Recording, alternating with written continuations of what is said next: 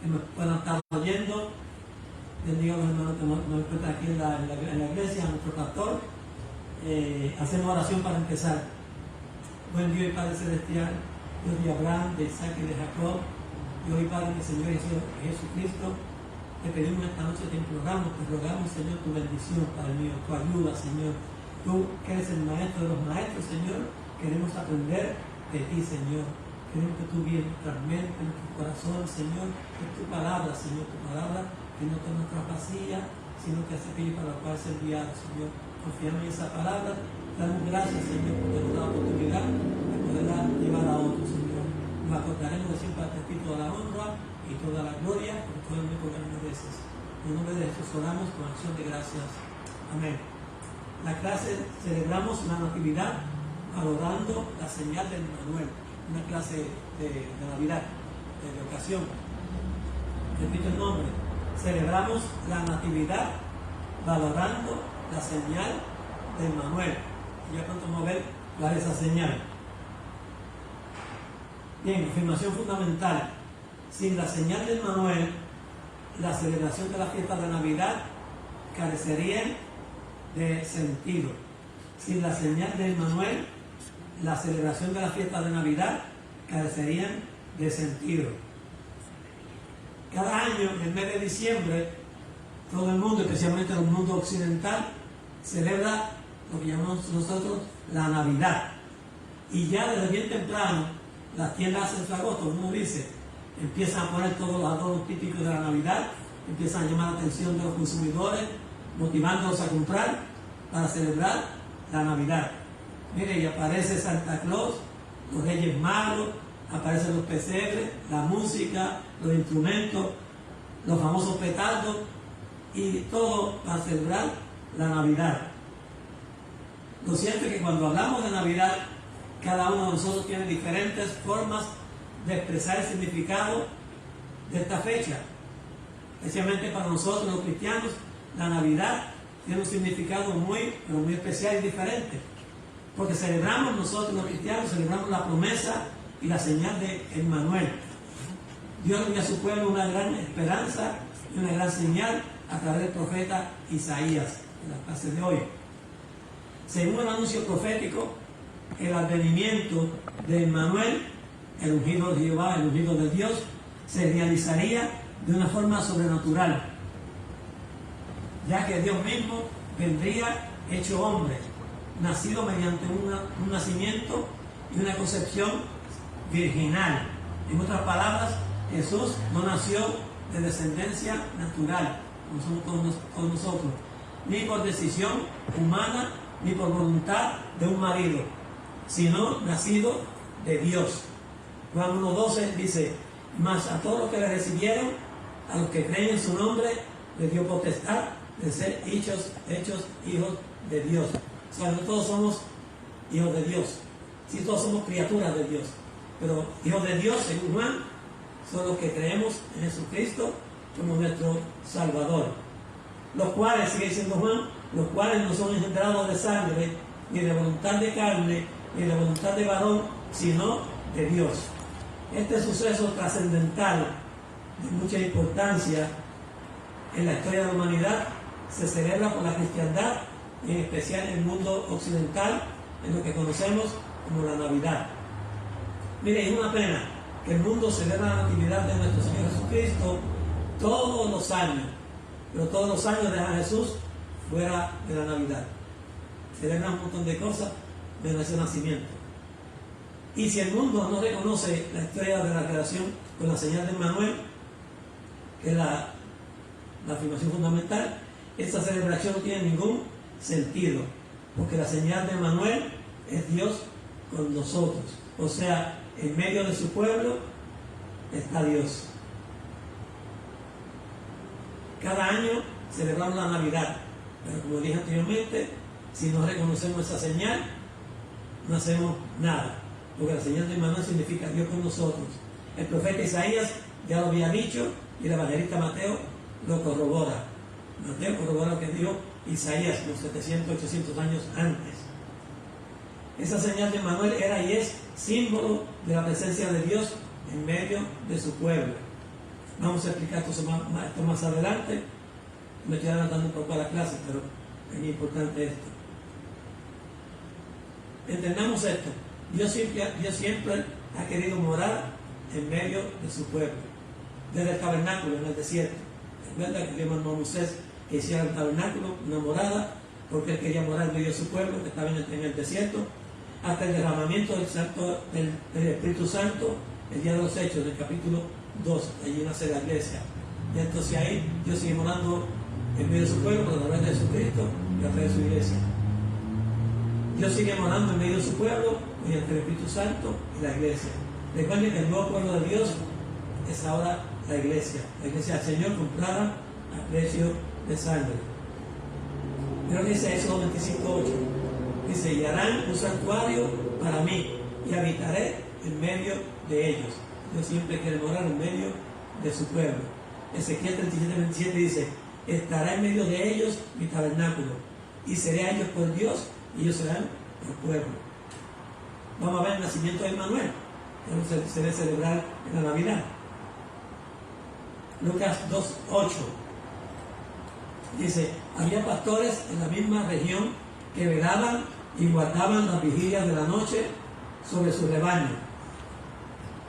Y aquí se les presentó un ángel del Señor, y la gloria del Señor los rodeó de resplandor, y tuvieron gran temor.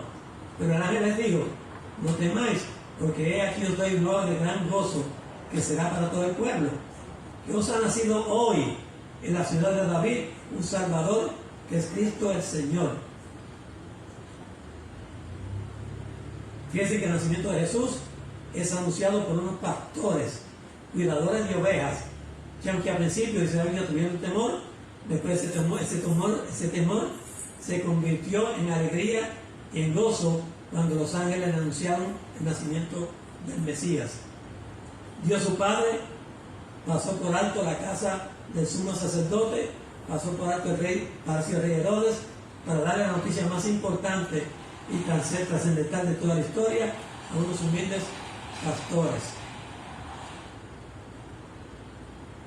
Versículo para meditar. Dice: he aquí, la Virgen concebirá y dará a luz un hijo, y llamará su nombre Emmanuel, que traducido es Dios con nosotros. Mateo 23, Reina Valera.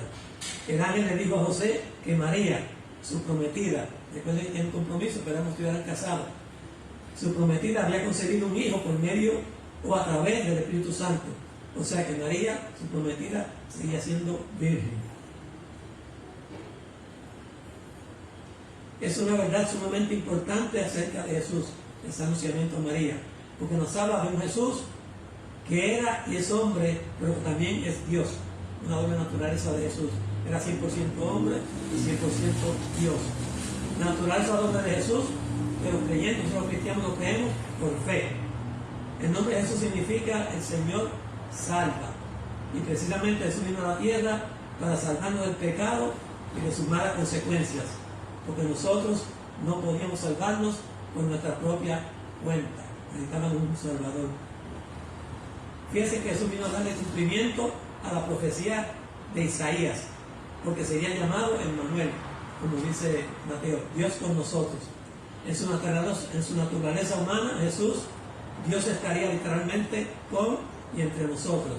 En la actualidad, Jesús está presente en la vida de cada creyente por medio o a través del Espíritu Santo y de la iglesia. Miren, 700 o 800 años antes ya Isaías lo había dicho. Y es posible que ni siquiera Isaías comprendiera el gran alcance que el significado de Emmanuel iba a tener a través de toda la historia. Isaías 7:14. Por tanto, el Señor mismo os dará señal. Esa es la señal que habla el tema. He aquí que la Virgen concebirá y dará a luz un hijo, y llamará su nombre Emmanuel. Comerá mantequilla y miel hasta que sepa desechar lo malo y escoger lo bueno. Porque antes que el niño sepa desechar lo malo y escoger lo bueno, la tierra de los dos reyes que tú temes será abandonada.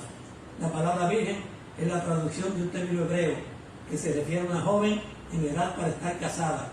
O sea, es sexualmente madura, pero no está casada. No ha sido casada.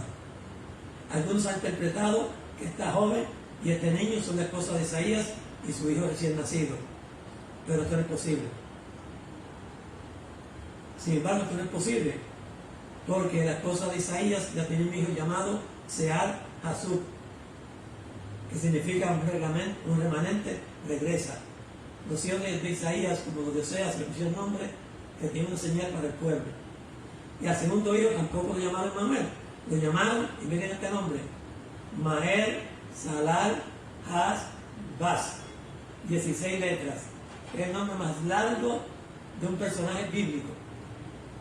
Si alguno de ustedes le pregunta cuál es el nombre más largo de un personaje bíblico, es ese. Maher Salal Has Bas, el nombre del segundo hijo de Isaías. Tiene 16 letras. Otros creen que la primera esposa de Isaías había muerto y esta era su segunda esposa. Tampoco, porque ella no era casada. Lo más probable es que esta profecía tuviera un doble cumplimiento. Muchas de las profecías del Antiguo Testamento tienen un doble cumplimiento. Isaías 7:14 es una profecía del Antiguo Testamento que obviamente debe haber tenido su cumplimiento en aquel tiempo, pero que realmente es aplicado también a Jesús. El primer cumplimiento es un cumplimiento parcial, local y temporero.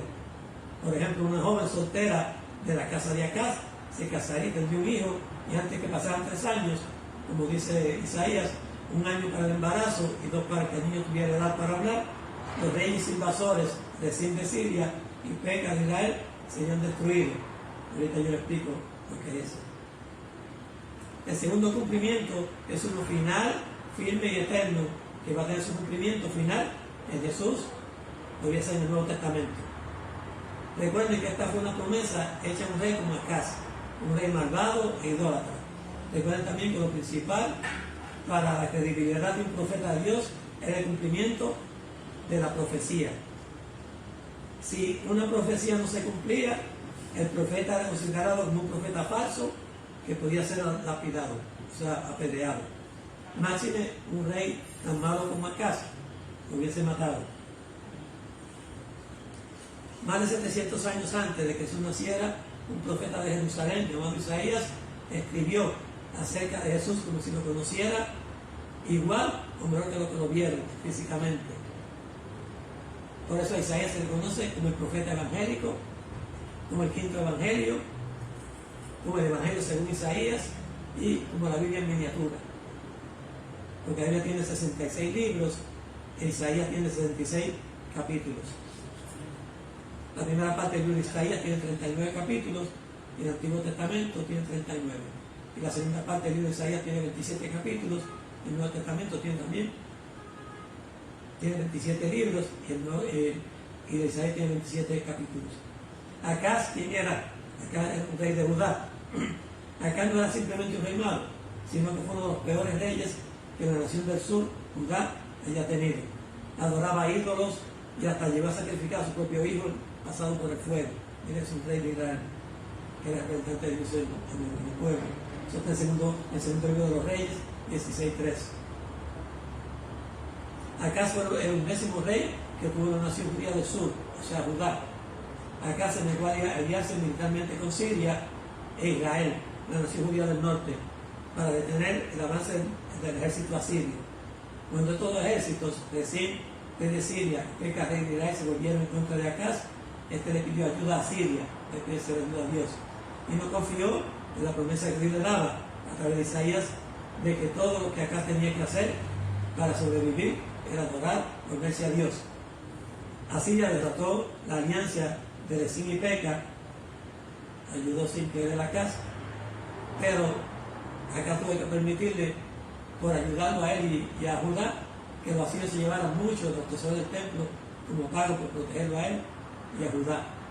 Acaz reinó durante 16 años, pero la nación no quiso enterrarlo junto con otros reyes, es decir, amado. Nos sorprende que haya tenido un hijo como Ezequías,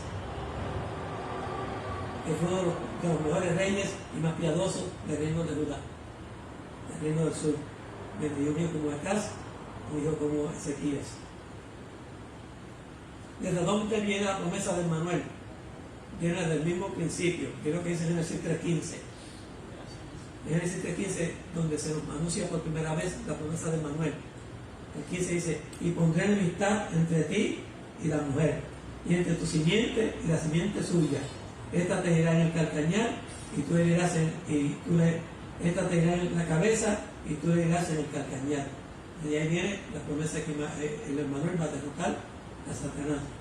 Dios nos prometió destrozar la cabeza de Satanás. Pero a través de toda la historia de la redención, Dios nos ha dado otras promesas que conciernen a este gran evento que resultaría en la derrota del gran enemigo del hombre. Existen historias como muy importantes relacionadas con el tema, pero creo que entre las más importantes está esta gran promesa que podemos ver en la vida de Abraham, Jacob, David y en los profetas como Isaías, como por ejemplo Isaías 7:1, que dice, aconteció en los días de Acaz, hijo de Jotán, hijo de Usías, rey de Judá, que Rezín, rey de Siria, y Peca, hijo de Remarías, rey de Israel, subieron contra Jerusalén para combatirla, pero no la pudieron tomar. Y vino la nueva a la casa de David diciendo, Siria se ha confederado con Efraín, y se le estremeció el corazón de su pueblo, como se estremecen los árboles del monte a causa del viento. Entonces dijo Jehová a Isaías, sal ahora al encuentro de Acaz, tú y Sear-Jasub, tu hijo, al extremo del acueducto del estanque de arriba, en el camino de la heredad del lavador. Y dile, guarda y repósate. No temas ni se turba tu corazón a causa de estos dos cabos de Pisón que humean por el ardor de la ira de Rezín y de Siria y del hijo de Remarías. Ha acordado un maligno consejo contra ti el sirio, con Efraín, con el hijo de Remarías, diciendo, vamos contra Judá y aterroricémosla y repartámosla entre nosotros y pongamos en medio de ella por rey al hijo de Tabeel. Por tanto, Jehová el Señor dice así, no sufrirá ni será, porque la cabeza de Siria es Damasco y la cabeza de Damasco Rezín. Y dentro de 65 años Efraín será quebrantado para dejar de ser pueblo. Y la cabeza de Efraín es Samaria, y la cabeza de Samaria el hijo de Remarías. Si vosotros no creeréis de cierto, no permaneceréis. Habló también Jehová acá diciendo, pide para ti señal de Jehová tu Dios, aquí viene la señal, demandándola ya sea de abajo o en lo profundo o de arriba en lo alto. Y respondió Acaz, no pediré ni tentaré a Jehová, pidiendo esa señal. Miren, un rey que todos los días tentaba a Dios con sus actuaciones, dice que no va a hacer la señal para no tentar a Jehová. Yo entonces Isaías, oíd ahora a casa de David, os es poco el ser molesto a los hombres, sino que también lo seáis a mi Dios. Por tanto, el Señor mismo os dará señal. He aquí la Virgen concebirá y dará un hijo y llamará su nombre Emmanuel. Dice, comerá mantequilla y miel hasta que sepa desechar lo malo y escoger lo bueno. Porque antes que el niño sepa desechar lo malo y escoger lo bueno, la tierra de los dos reyes que tú temes será abandonada. O sea, no van a tomar ayuda.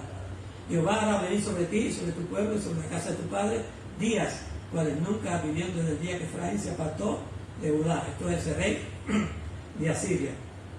Deben darle esto en, como dicen, en arroz y habichuela. O sea, aquí hay dos reyes malos que van a hacer un ejército juntos en contra del rey de Jerusalén, de Judá. O sea, que tenemos un rey de Israel, del pueblo de Dios, haciendo junte con un rey pagano para acabar un rey de su mismo pueblo, de Judá. No están las cosas. Es como si un cristiano se junta con un impío para hacer daño a otro cristiano. Así que este rey, como son dos reinos contra él no era muy bueno como rey, no tenía conexiones con el Señor para pedir ayuda. Pues entonces el Señor manda a Isaías donde el rey, donde casa. Y le dice, mira, hay dos reyes que te van a atacar, pero no va a tener victoria. A ti no te va a pasar nada, ni al pueblo, porque Judá todavía no va a caer. Judá cayó mucho después del reino del norte. Y él no le cree a Isaías. Entonces le dice, mire, bueno, no me crees que yo no señala a Dios para que él te dé una señal y tú veas que realmente no te va a pasar nada, no importa santo eso en contra tuya. Él dice que no va a pedir señal. Entonces él dice, pues tú no quieres pedir señal, yo te voy a dar una señal. Entonces él le da la señal. Y aquí la Virgen concebirá y dará a su hijo y llamará su nombre Emmanuel, que significa Dios con nosotros. Esa es lo que dice la Biblia, la señal que no se aceptó, que se rechazó. En medio de la crisis política provocada por las naciones e imperios que constantemente invadían el pueblo de Dios, porque tenían reyes como Acaz, el pueblo estaba constantemente siendo atacado por otras naciones paganas. Todo como consecuencia de la idolatría de este pueblo y por su desobediencia. En el año 334, Asiria e Israel, el reino del norte, hicieron alianza para atacar a Jerusalén. Acaz, el rey de Judá en el sur, estaba bastante atemorizado, pensando que era posible que fuera el fin de su gobierno y de él mismo como rey de Judá. Acaz conocía la forma en que estos ejércitos invasores bárbaros trataban a un pueblo que conquistaban. Estas naciones bárbaras mataban a grandes multitudes de los pueblos conquistados y a los que quedaban vivos se los llevaban cautivos, los trataban peor todavía. Aún así Isaías profetizó que el reino de Judá no iba a llegar a su fin en este momento. Así no fue. Así que la señal de Emmanuel, que es el tema de esta lección, iba a ser una señal de liberación y no de juicio, por lo menos para Judá. Dicho en otras palabras, el verdadero significado de la señal de Emmanuel sería una de redención y no de daño. Leemos nuevamente Isaías 7, 14 y 16. Por tanto, el Señor mismo dará señal. Y aquí la Virgen concebirá y dará a luz un hijo y llamará su nombre Emmanuel. Comerá mantequilla y miel hasta que sepa desechar lo malo y después lo bueno. Porque antes que el niño sepa desechar lo malo y después lo bueno, la tierra de los reyes que tú temes será abandonada. Antes de eso ya van a ser derrotados los reyes. Según el diccionario, una señal es lo que muestra o indica la existencia de algo.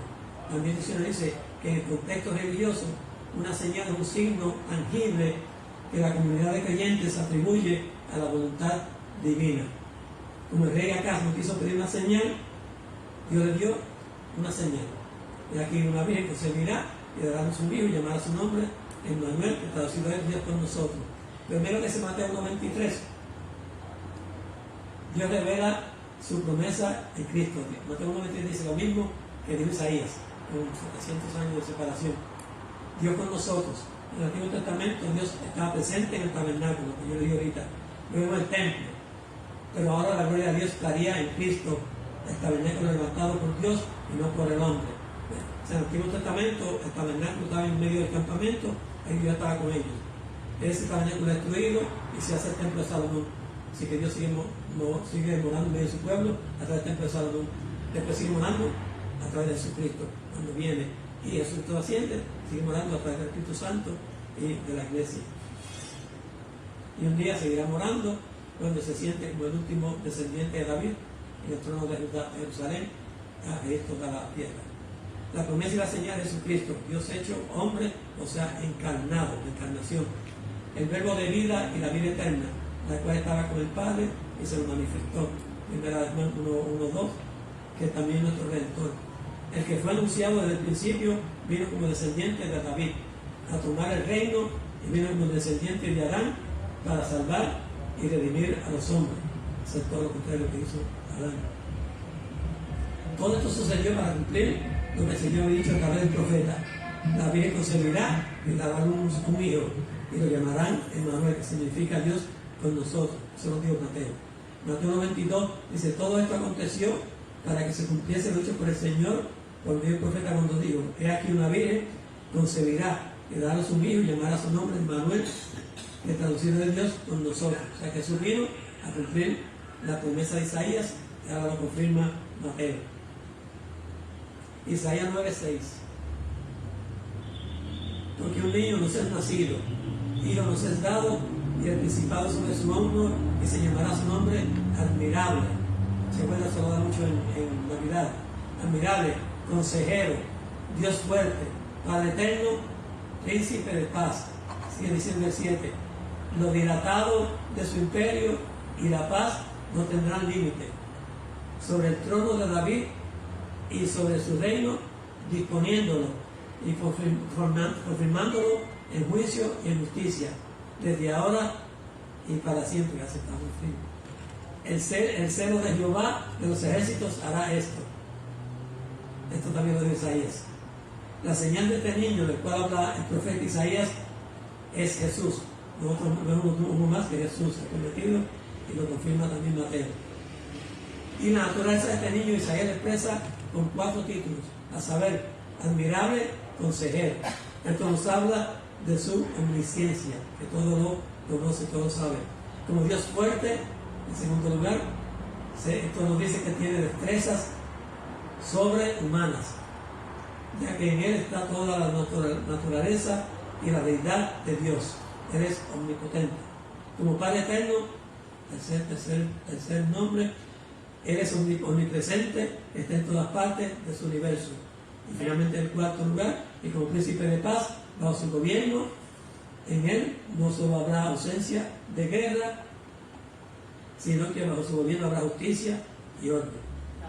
Mateo 4:13, tierra de Zabulón y tierra de Neftalí, camino del mar, al otro lado del Jordán, Galilea de los gentiles. El pueblo asentado en tinieblas vio gran luz, y a los asentados en región de sombra de muerte, luz les resplandeció. Esta visión profética de Isaías se cumplió primero en Galilea, cuando Jesús empezó su ministerio. Empezó en Galilea, en el norte. Su persona y su ministerio fueron como un gran amanecer en aquella tierra de sombra y de muerte, porque ahí fue que nació María, nació Jesús en Nazaret, y no tenía muy buena fama. Fíjense que cuando Mateo continúa citando pasajes del Antiguo Testamento, en este caso el profeta Isaías, lo que está haciendo es relacionando, vinculando, confirmando el ministerio de Jesús en el Antiguo Testamento. Esto debería de ser de gran ayuda para sus lectores judíos. Recuerden que Mateo escribió para los judíos, quienes debían de haber estado familiarizados con estas escrituras. Además, con el traslado del ministerio de Jesús a Galilea, se estaba cumpliendo la profecía de Isaías 9, 1 al 2, que yo le di ahora. No habrá siempre oscuridad para la que está ahora en angustia, tal como la aflicción que le viene en el tiempo que livianamente tocaron la primera vez la tierra de Zabulón y la tierra de Neftalí.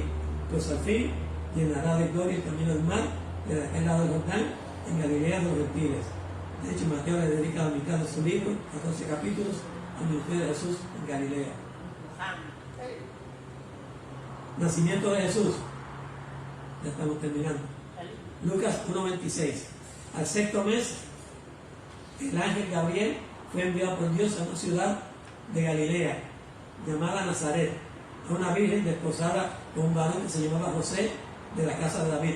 Fíjense que, hacer un paréntesis, Lucas relata el nacimiento de Jesús, lo relata desde la perspectiva de María. José lo relata desde la perspectiva, Mateo lo relata desde la perspectiva de José. O sea, en Lucas, el ángel visita a María, a anunciarle. En Mateo, el ángel visita a José para hacer el mismo anunciamiento. Y se entiende por quién escribió aquí. Bueno, nuevamente, Lucas 96. Al 6º mes, el ángel Gabriel fue enviado por Dios a una ciudad de Galilea llamada Nazaret, a una virgen desposada con un varón que se llamaba José, de la casa de David, y el nombre de la virgen era María. María era una joven pobre y mujer, lo que representaba un estigma social para la mentalidad y las costumbres judías, además de que vivía en Nazaret, una ciudad que no tenía muy buena fama. Se recuerdan de Natanael, que cuando Felipe le dijo que llama el Mesías, viene de Nazaret. Se recuerda lo que dijo Natanael: ¿acaso Nazaret puede venir algo bueno? ¿Recuerdan de eso? Que Nazaret no tenía muy buena fama. Es que esa Nazaret de Galilea, esa parte estaba llena de gentiles. O sea, la parte de arriba, el norte, hacía colindancia con Tiro y con Sidón, que eran ciudades gentiles. O sea, que estaba lleno de gentiles. Además, recuerden que Galilea tenía el mar de Galilea, que por ahí entraba mucha gente gentil. Pero los judíos de Judea no quieren saber de los gentiles de Galilea, ni de los judíos de Galilea. Ese es tanto mezclado. Además de que viene Nazaret, una ciudad que no tenía muy buena fama. Se recuerda a Natanael, ya lo dijimos. Y es que Nazaret era un centro metropolitano a donde venían muchos gentiles y soldados romanos, procedentes de todas partes del imperio romano.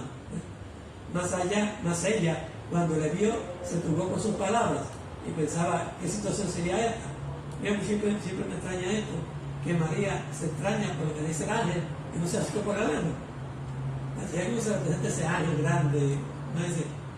No sé, yo creo que yo me caigo al piso. María se asombró más por lo que le dijo el ángel que por el ángel mismo. Dice, mire, Marsella cuando le vio, se turbó con sus palabras y pensaba qué salutación sería esta. Entonces el ángel le dijo, María, no temas, porque has hallado gracia delante de Dios, y ahora concebirás en tu vientre y darás a luz un hijo, y llamará su nombre Jesús. Por así se turbó una virgen que viene embarazada, que iba a costar la vida. Ante el anuncio del ángel, dice la Biblia que María se turbó y preguntó con toda la razón del mundo cómo iba a ser posible su embarazo si no conocía varón. Recuerden que estaba desposado con José, era como un matrimonio, pero no se iba a juntar. Y es que según las leyes de la naturaleza es imposible un embarazo sin un encuentro sexual entre un hombre y una mujer. Gracias a Dios que el ángel le aclaró a José su gran interrogante, explicándole que el niño que ella iba a tener sería por la acción en ella del Espíritu Santo, según la profecía de Isaías. Y la reacción de María fue la excepción. O sea, María aceptó todo eso finalmente.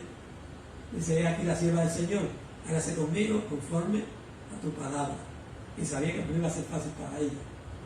María tuvo un papel protagónico en la historia de la redención, convirtiéndose de esta manera en la madre biológica de Jesús, el Salvador del mundo, porque creyó al anuncio del ángel y estuvo dispuesta a asumir y a cumplir el compromiso con Dios, incondicionalmente, a una costa de su propia vida. El ángel Gabriel se le aparece a José, según el que le dije. O sea, en Lucas, el ángel Gabriel se le aparece a María, en Mateo se le aparece a José. O sea, José cuenta desde la perspectiva, Mateo cuenta de la perspectiva de José, y Lucas de la perspectiva de María. Aquí el ángel se le aparece a José, ya se le apareció a María. Y el mismo ángel, Gabriel, que a veces dice que es el arcángel, pero el arcángel es Miguel, Gabriel es ángel. Mateo 1:18. El nacimiento de Jesús fue así. Estando desposada María, su madre, con José, antes que se juntasen, se halló que había concebido el Espíritu Santo.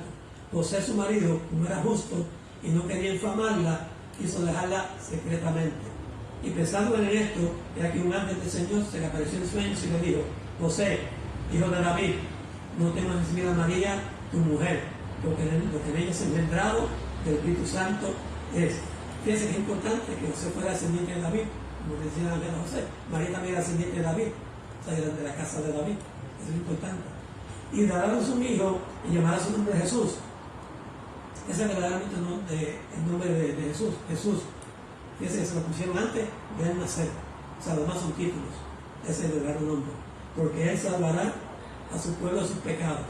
Todo esto aconteció para que se cumpliese lo dicho por el Señor por medio del profeta Isaías, cuando dijo, he aquí una virgen concebirá y dará a luz un hijo y llamará su nombre Emmanuel. Eso fue lo que dijo Isaías, como 700 años antes, que traducido es Dios con nosotros.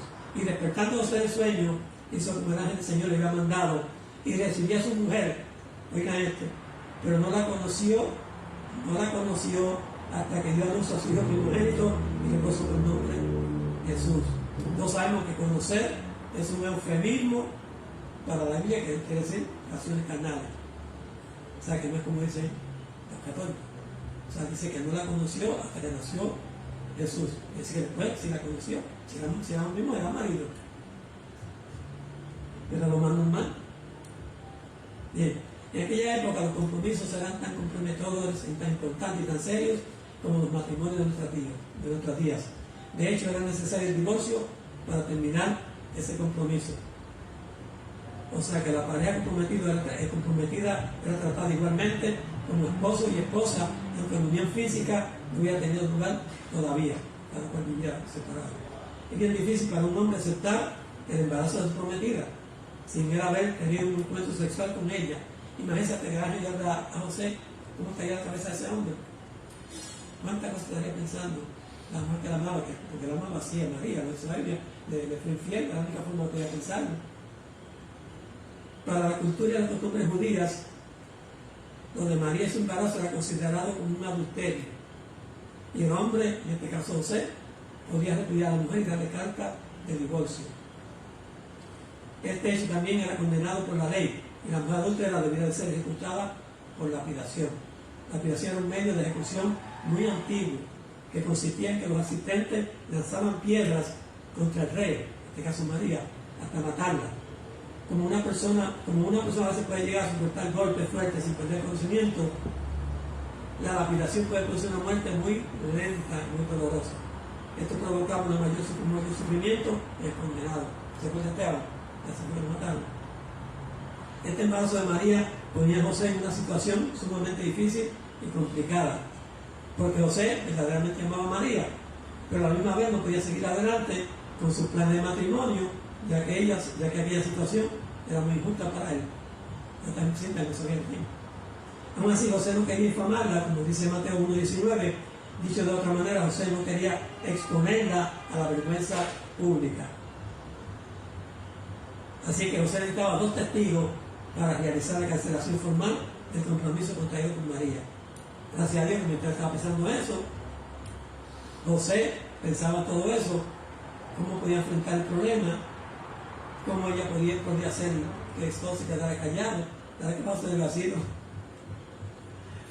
Así que dicen María es tu mujer, porque lo que en ella es, mientras el Espíritu Santo es, llamará su nombre, porque salvará a su pueblo de sus pecados. Gracias a Dios que apareció el ángel y le aclaró todo a José. Desde ahí, pues, para José era todo más fácil. Resumen, que todo esto terminando, Dios se valió del profeta Isaías como uno de sus profetas que le hablaron a Israel, su pueblo, para que pudiera darse cuenta y pudiera reevaluar su condición espiritual y sanar su relación con Dios.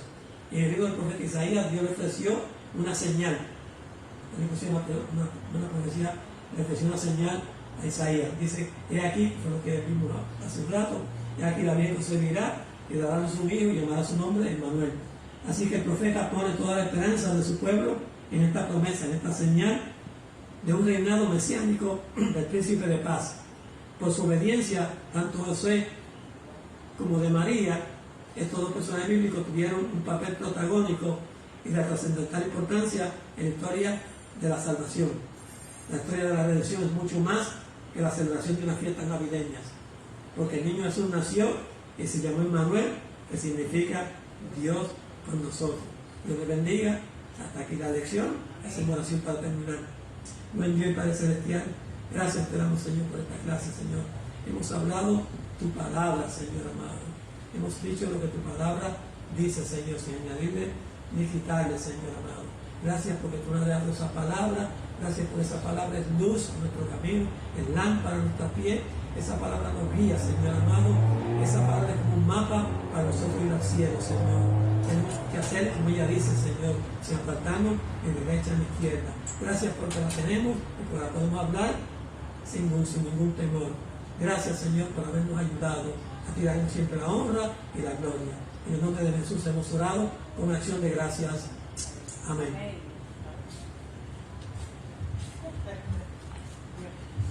Gloria al nombre del Señor. Alabado sea el nombre del Señor. Saludamos a cada hermano en esta ocasión. Le damos gracias al Señor. Les invitamos para que nos acompañe el próximo domingo al lugar de adoración a las 10 de la mañana. Llevaremos a cabo nuestro culto de adoración en la iglesia de Pearl Gardens. Así que cada uno de ustedes está invitado. Amén. Para la ocasión. Amén. Esperamos contar, gloria al nombre del Señor, con su presencia. Gloria al nombre del Señor. Estará a cargo del devocional la hermana Mirna Rodríguez y en el mensaje de la palabra la hermana Iber. Así que todos ustedes, amados hermanos, les esperamos este próximo domingo. Invite un amigo. Dios les bendiga a todos.